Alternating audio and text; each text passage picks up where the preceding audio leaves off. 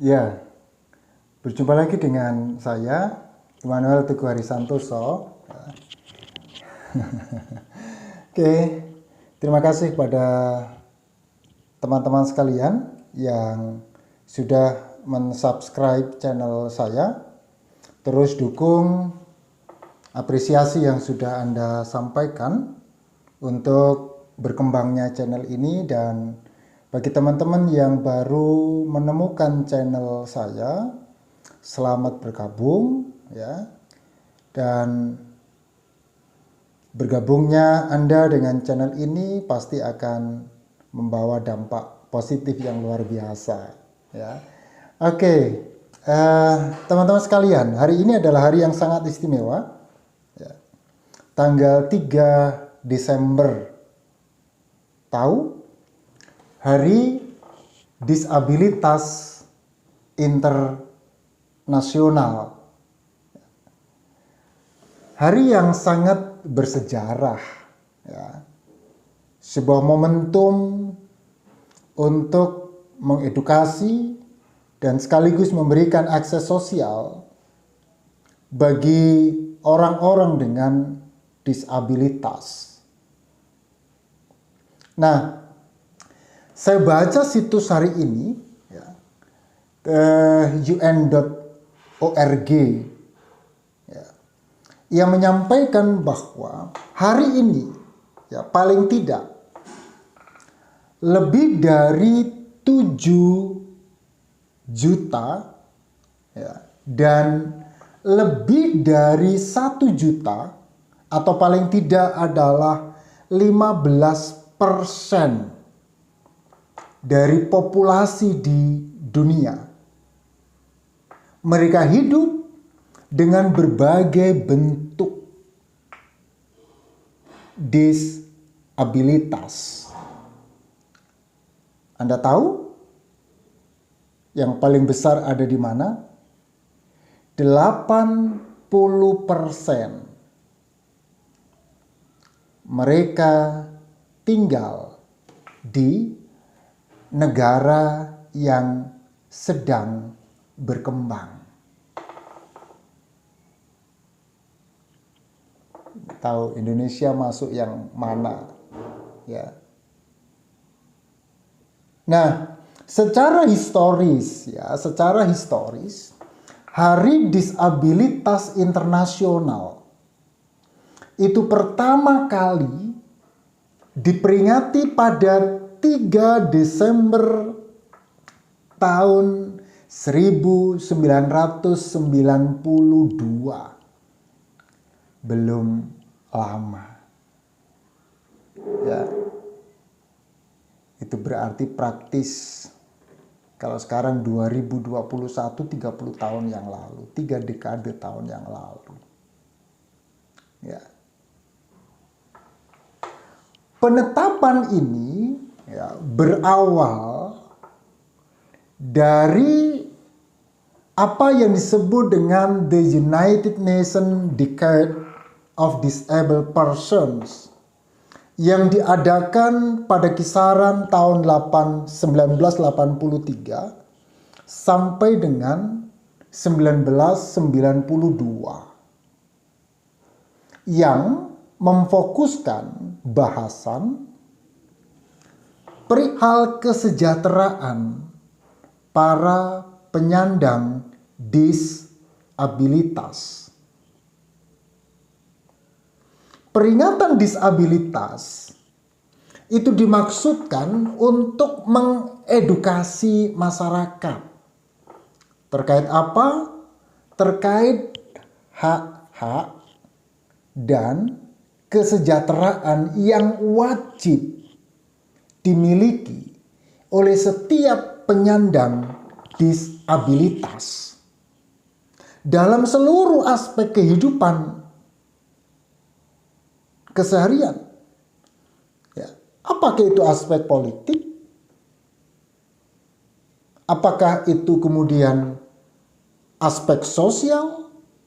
Termasuk juga akses ekonomi dan aspek kehidupan kultural. Itu tujuan dari peringatan Hari Disabilitas. Ya. Baru kemudian pada 18 Desember 2007, Majelis Umum PBB ya, itu mengubah nama dari International Day of Disabled Person menjadi International Day of Person with Disabilities. Itu perubahan yang terjadi, dan sampai dengan hari ini ya, penggunaan istilah itu resmi mulai 2008 sampai dengan saat ini. Yaitu mengapa kemudian orang-orang dengan disabilitas ya, secara term, secara istilah tidak lagi disebut dengan misalnya handicap, ya cripple, impairment, misalnya cacat, normal atau tidak normal misalnya, bukan. Ya. Tapi persons with disabilities. Orang-orang dengan disabilitas. Itu istilah yang resmi.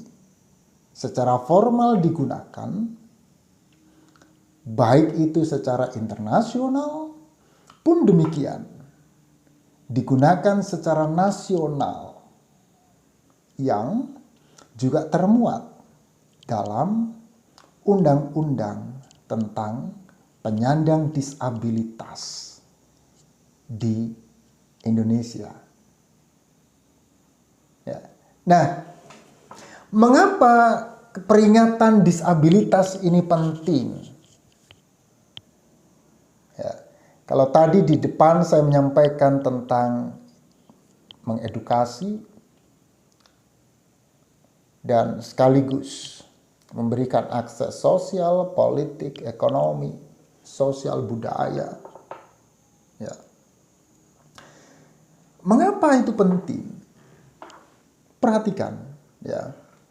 Rupanya bahwa orang-orang dengan disabilitas itu seringkali mengalami persoalan-persoalan yang tidak mengenakan, ya. Seringkali mengalami kekerasan. Ya. WHO memberikan data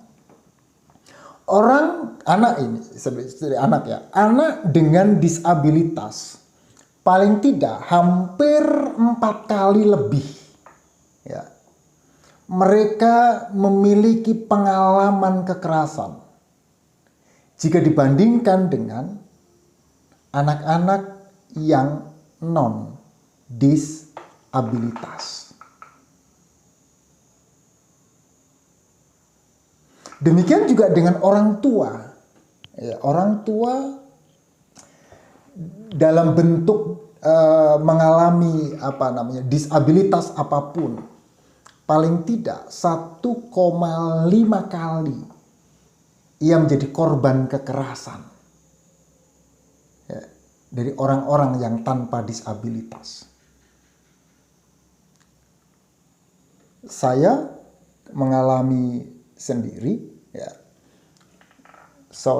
Saya harus menunjukkan tangan saya, ya.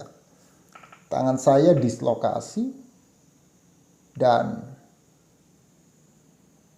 mungkin ini juga masuk dalam kategori disabilitas fisik, ya. Karena memang kemudian fungsinya tidak seperti semula di kemudian hari. Apa yang terjadi dengan saya? Hampir setiap kali ketika saya naik sepeda motor begitu, berjumpa dengan teman-teman, kolega, entah itu bermaksud gurauan ataukah diskriminasi ataukah ejekan atau apa namanya. Mereka selalu mentertawakan saya dengan ekspresi yang begini, ya, tangannya, karena tangan saya seperti ini. Well, Itu terjadi dan itu real. Ya. Jadi orang tua 1,5 kali mengalami itu. Anak-anak bisa 5 kali ya mengalami itu. Orang tua dengan disabilitas mental ya disampaikan juga paling tidak 4 kali mengalami resiko dengan pengalaman kekerasan.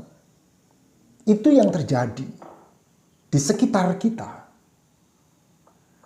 Maka penting di hari disabilitas ini saya menyampaikan kepada Anda sekalian, kepada siapapun dimanapun Anda berada ya, yang menonton video ini, bagaimana kemudian kita mengedukasi terus-menerus dan kemudian membuka akses sosial terhadap orang-orang dengan disabilitas. Saya rasa hari ini hari yang istimewa karena ini adalah Hari Disabilitas Internasional. Di tahun 21 ini ada tema yang cukup bagus ya. Leadership and participation of persons with disabilities toward an inclusive, accessible, and sustainable post-COVID-19 world. Kepemimpinan dan partisipasi penyandang disabilitas menuju tatanan dunia yang inklusif, aksesibel, dan berkelanjutan pasca COVID-19.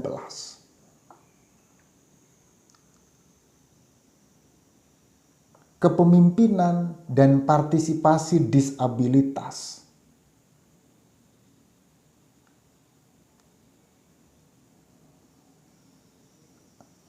Adakah akses sosial ke arah sana? Adakah edukasi ke arah sana? Supaya kemudian para penyandang disabilitas mendapatkan akses keterlibatannya dalam menentukan arah kebijakan, baik secara politik, secara sosial, secara ekonomi, dan kultural. Dan itu dilakukan berkelanjutan. Bagaimana kita membangun inklusivitas tatanan masyarakat, membangun keterbukaan dan aksesibel yang berkelanjutan.